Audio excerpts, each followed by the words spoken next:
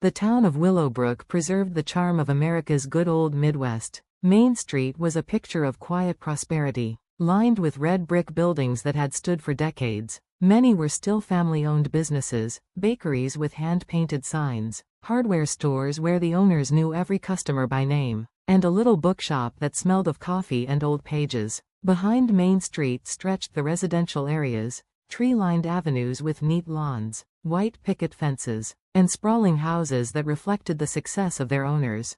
At the heart of town stood the church with the tallest spire, its bells ringing every Sunday morning. For generations of young women, walking down that aisle in a white dress wasn't just a dream, it was almost a rite of passage, proof that you belonged in Willowbrook's tightly knit community.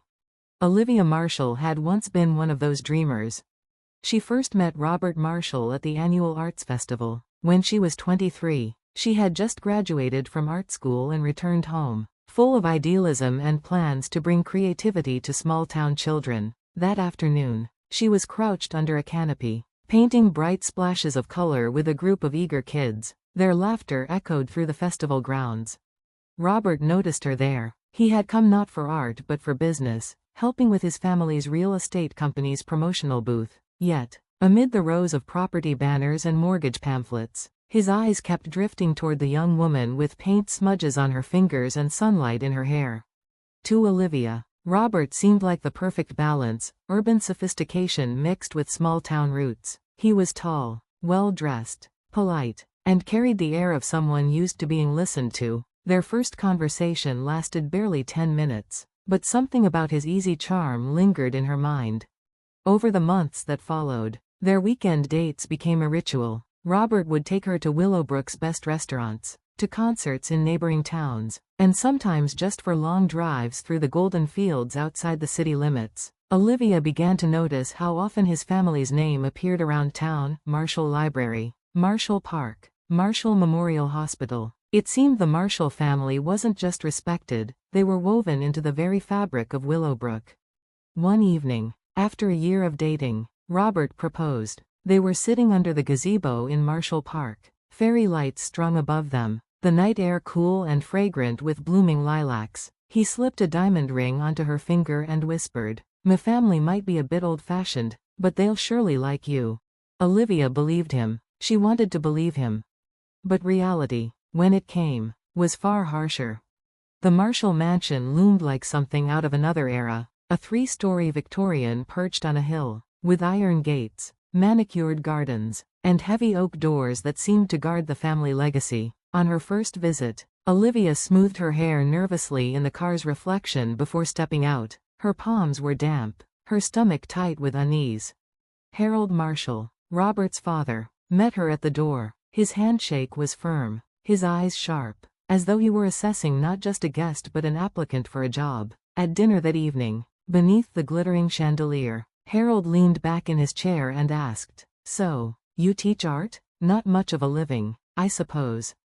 Olivia tried to smile. "It's not about money, it's about inspiring children." He said nothing more, but the faint smirk at his lips told her all she needed to know. Elaine, Robert's mother, was no warmer, with her elegant pearl necklace, silver hair, and a smile that was both polished and cutting. She presided over the table like a queen. "Robert, you are the heir to this house," she reminded him, her gaze flicking briefly to Olivia. "Don't forget your responsibility to uphold our traditions." Dinner was an ordeal. Greg, Robert's younger brother, barely acknowledged her, too busy talking about business expansion. His wife, Becky, a woman with perfect posture and a pedigree family name, studied Olivia with polite disdain, as though measuring her worth against invisible standards. Their 2 children, seated at the table, were fussed over endlessly, while Olivia sat silent, her presence almost an intrusion. In the Marshall family, it's tradition to have children promptly after marriage, Elaine said at one point, her tone cool but commanding. She looked at Olivia's engagement ring with deliberate emphasis. "Especially the wife of the eldest son. She has the responsibility to produce a male heir." The words landed like a weight on Olivia's chest. She smiled faintly, but inside, she felt the first cracks of unease. The marriage itself came swiftly after. Olivia, still wrapped in hope and determination, told herself she could win them over in time. Yet within months, the pressure began to mount. Robert was increasingly busy with the company, leaving her to navigate her new life largely on her own. At family dinners, Elaine's pointed questions, "Not yet?" became a cruel refrain. Becky paraded her children in front of Olivia, her voice dripping with sweetness as she added, "But of course, you wouldn't understand." 2 years passed. The fertility treatments were grueling, hormone injections, clinic visits, the crushing disappointment of every failed attempt. Yet the greater pain came not from the treatments but from the way her in-laws looked at her, as if she were a broken tool. Elaine never missed a chance to declare, "There can't be anything wrong with my son. Marshall men have always produced strong offspring." When at last, in the winter of their 3rd year, Olivia discovered she was pregnant, tears streamed down her face. She called Robert, breathless with joy, expecting comfort and celebration. His reply was cold, "That's good. I'll let father and everyone know." The dinner that followed at the mansion was like a staged performance. Harold raised his glass, his lips curling into something resembling approval. At last, an heir. "Let's pray it's a boy." Even as her belly grew, Olivia found no peace. Elaine sent a housekeeper 3 times a week, under the guise of kindness. Becky watched her figure closely, warning, "Pregnant women tend to gain weight. You'll want to be careful." And Robert seemed to retreat further with each passing month. His late nights explained away as business trips, his distance becoming a wall she could not cross. When the doctor revealed at 6 months that the baby was a girl, Olivia's heart swelled with love and fear all at once. Robert's face darkened for a moment before he muttered, "We'll have a boy next time." The Marshall's coldness turned to disdain. Her pregnancy was no longer a triumph, but a failure. Robert began sleeping in another room. Elaine's voice became sharper. "Think about another child immediately after this one. We need a son." And then, one evening, Olivia saw the message on Robert's phone, "Can we meet tonight?" The name attached was a woman's. Her heart nearly broke, but she did not confront him, not yet. For the sake of her child, she steadied herself. That night, she opened a small notebook and began to write. Every word Elaine spoke, every cold gesture, every suspicious move Robert made, she recorded it all. 2 weeks later, Elaine's voice came over the phone, unusually warm. "I've planned a baby shower for you." For a brief moment, Olivia dared to hope. Perhaps this was the gesture of acceptance she had long waited for. "Thank you, Mother," Olivia said softly. "I'm looking forward to it." After the call, she stood by the window, one hand resting gently on her rounded belly. Snow fell lightly outside, covering the streets of Willowbrook in white silence. "It's going to be all right," she whispered. "We'll get through this, you and I." The door creaked open, and Olivia's voice rang clear across the hall. "Is my lawyer," she said, gesturing calmly toward another entrance. Heads turned as a group of women filed into the venue. They weren't dressed for a party but for war, stern expressions, arms folded, eyes blazing with purpose. Their presence alone silenced the whispers among the guests. "These women," Olivia said, her tone steady but sharp as a blade, "are victims of Marshall Real Estate's lies. Each of them lost homes, savings, and years of their lives because of this family. And today, they are here to watch the end of your charade." The air seemed to thicken. Elaine's smile faltered. Harold's hands twitched, and Robert shifted uncomfortably. Olivia, however, stood taller than she ever had, her hand resting protectively over the curve of her belly. "Your nightmare begins now," she declared.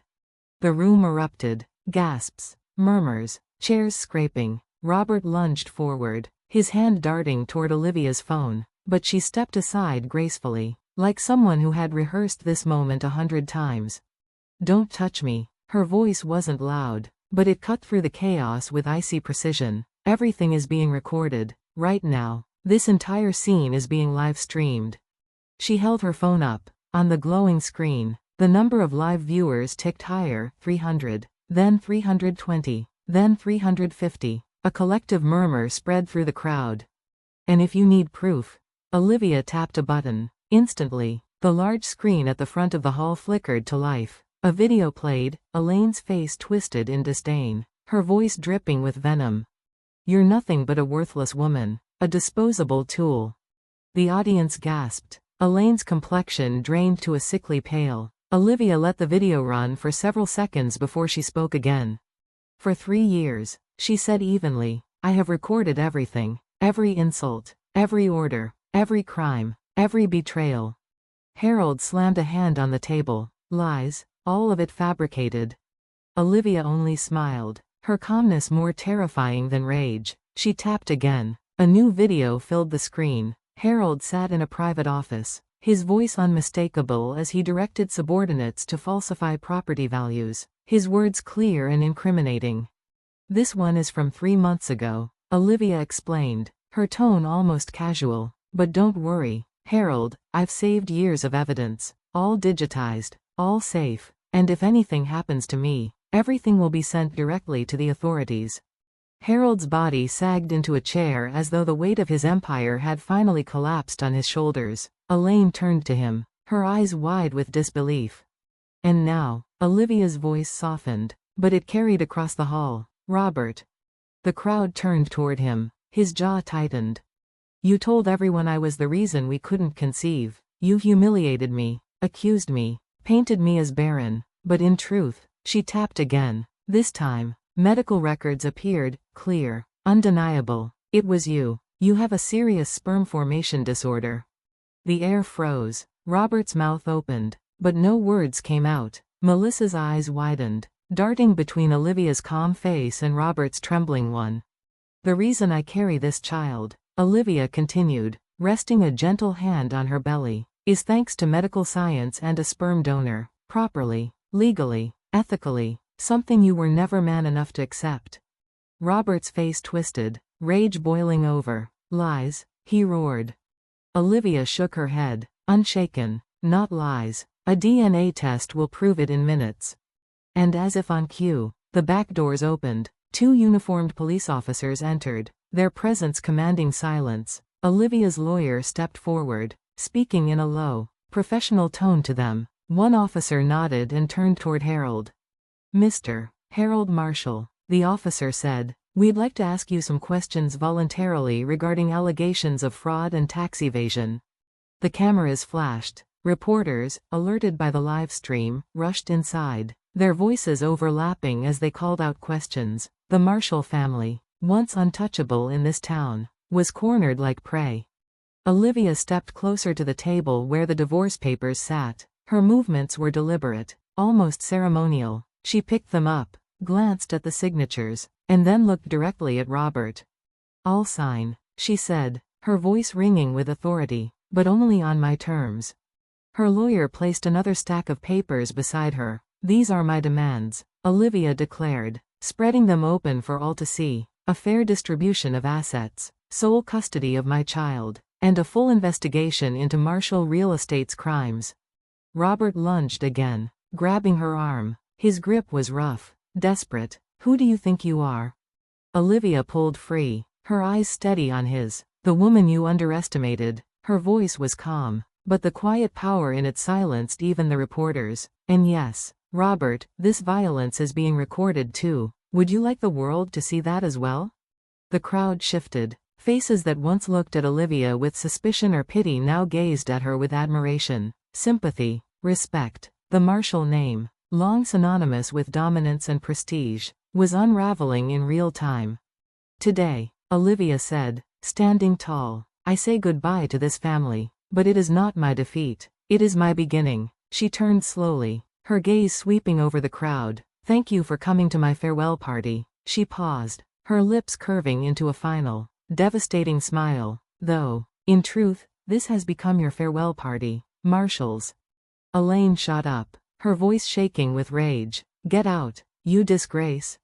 Olivia's smile never wavered. I'm leaving, she said, but remember this, you saw me as nothing but a tool. But unlike you, I have something worth more than wealth or influence. She placed a hand over her heart. Integrity, and courage.